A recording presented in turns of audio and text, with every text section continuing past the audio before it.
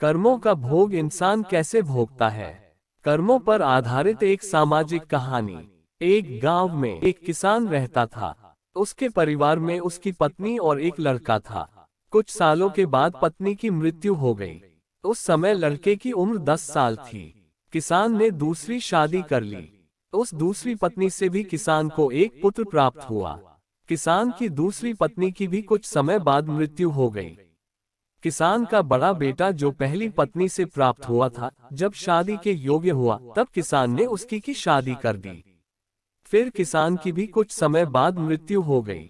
किसान का छोटा बेटा जो दूसरी पत्नी से प्राप्त हुआ था और पहली पत्नी से प्राप्त हुआ बड़ा बेटा, दोनों साथ साथ रहते थे। कुछ समय बाद किसान के छोटे लड़के की तबीयत खराब रहने लगी। बड़े भाई ने कुछ आसपास के वैद्यों से इलाज करवाया पर कोई राहत नहीं मिली। छोटे भाई की दिन ब दिन तबीयत बिगड़ती जा रही थी और बहुत खर्च भी हो रहा था। एक दिन बड़े भाई ने अपनी पत्नी से सलाह ली कि यदि ये छोटा भाई मर जाए तो हमें इसके इलाज के लिए पैसा खर्च नहीं करना पड़ेगा और जायदाद में आधा हिस्सा भी नहीं देना पड़ेगा। तब उसकी पत्नी ने कहा कि क्यों न किसी वैद्य से बात करके इसे जहर दे दिया जाए।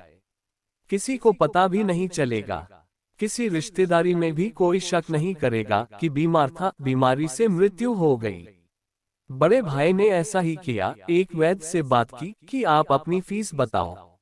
ऐसा करना, मेरे छोटे बीमार भाई को दवा के बहाने से जहर दे देना। वैद्य ने बात मान ली और लड़के को जहर दे दिया और लड़के की मृत्यु हो गई। उसके भाई भाभी ने खुशी मनाई कि रास्ते का कांटा निकल गया, अब सारी संपत्ति अपनी हो गई। उसका अंतिम संस्कार कर दिया गया। कुछ महीनों पश्चात उस किसान के बड़े लड़के की पत्नी को लड़का हुआ। पति पत्नी ने खूब खुशी मनाई।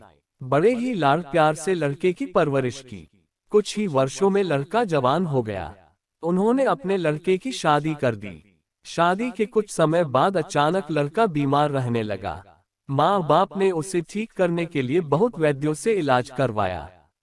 जिसने जितना पैसा मांगा दे दिया, सब कुछ दिया ताकि लड़का ठीक हो जाए। अपने लड़के के इलाज में अपनी आधी संपत्ति तक बेच दी, पर लड़का बीमारी के कारण मरने की कगार पर आ गया।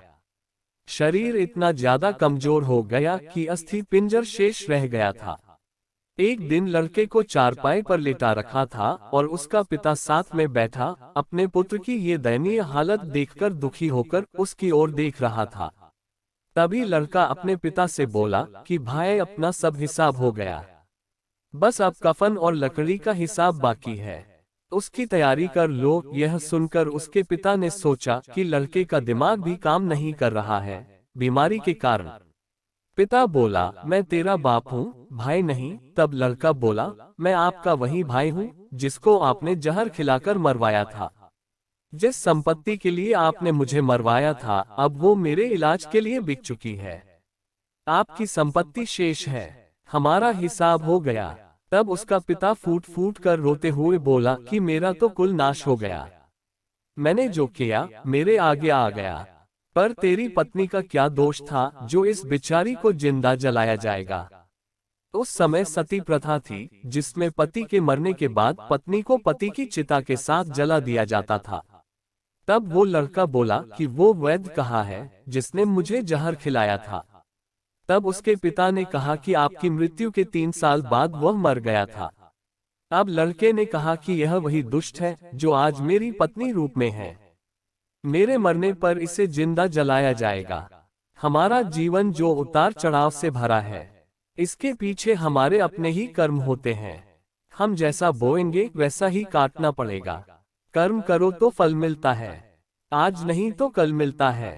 जितना गहरा अधिक हो कुआं, उतना मीठा जल मिलता है। जीवन के हर कठिन प्रश्न का जीवन से ही हल मिलता है। दोस्तों, ऐसी वीडियो के लिए चैनल को सब्सक्राइब व लाइक करें और वीडियो को शेयर जरूर करें। धन्यवाद।